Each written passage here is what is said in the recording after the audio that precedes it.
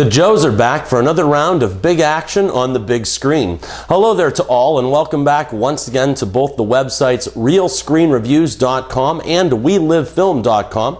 I am movie critic Nick Iacobucci, and our next movie review is for the actioneer G.I. Joe Retaliation. This popcorn movie opened on March 29, 2013, and it stars Channing Tatum, Dwayne Johnson, Bruce Willis, Ray Stevenson, and Jonathan Pryce. G.I. Joe Retaliation comes to us from director John Chu, and he is the previous director of Step Up Parts 2 and 3 and the concert film Justin Bieber, Never Say Never. He now steps out of his dance shoes and into the shoes of big Hollywood action, and let's see if he can fill those shoes. This tale tells of the continuing adventures of the G.I. Joes and how their very existence is now being threatened. It seems that the Joes are set up for crimes that they did not commit, and their enemies this time around are in the highest levels of the U.S. government. Well, people, I remember what I said in a video last summer about the delayed release of this newest G.I. Joe adventure. Here, let's take a listen. I think it's going to be right about here. I don't know about anyone else out there, but I sure as hell am not buying the excuse that you wanted to convert it into 3D. My gut instinct is telling me that they knew that this movie was terrible and did not want to compete with any of the movies that I just mentioned. Well, people, when I'm right, I say that I am right, and when I'm wrong, I say that I am wrong, and I was definitely wrong on this prediction. Director John Chu has taken a lot of the issues that hurt the first film and definitely improved on them.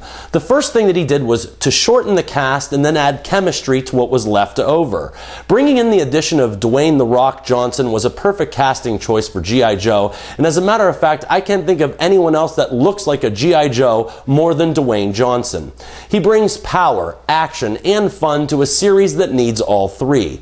Then his interaction with Channing Tatum was light years better than any relationship in the first film, and adding Bruce Willis is just the icing on the cake.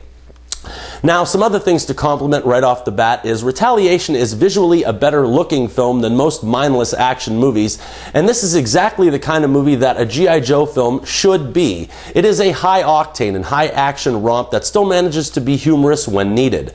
The script by Zombieland scribes Rhett Reese and Paul Wernick trim the fat and give you a nuts and bolts straightforward actioneer.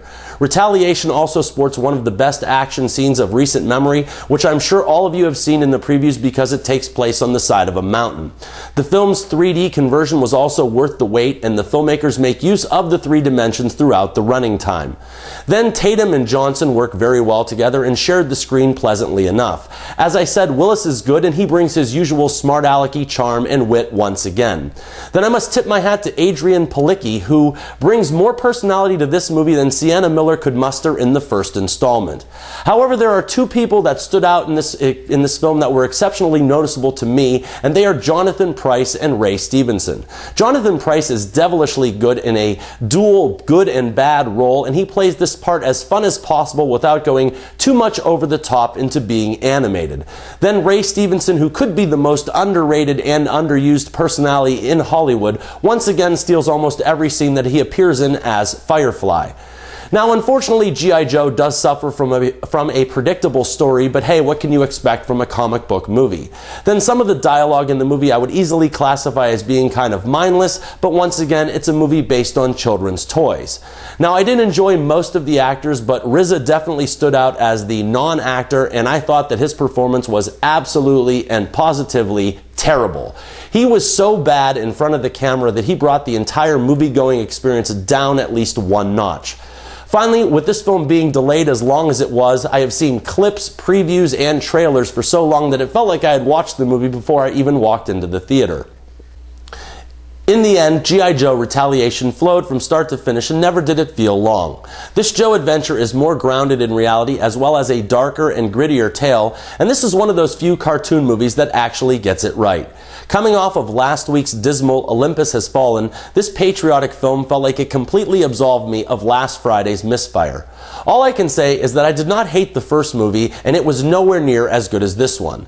That film gave you a lot of camp and very little to enjoy, whereas this film gave you loads to enjoy wrapped up in a tightly packaged actioneer. This movie is a terrific blend of testosterone, humor, and special effects. And finally, I would say that this is a comic book movie that knows that it's a comic book movie, but never shortchanges on the action or on the thrills.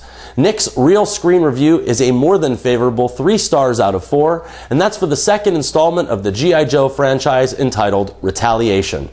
Well, I'm afraid that's all the time that I have today, and thank you so much for stopping by. If you have enjoyed this review, please click like below and give me a thumbs up, or subscribe to either or both Real Screen Reviews or We Live Film if you haven't yet already. I'm sure that I'll be returning soon enough with more movie and trailer reviews, and until next time, this is Nick Iacobucci saying, I'm not always right, but only when it comes to the movies, and thank you for your attention.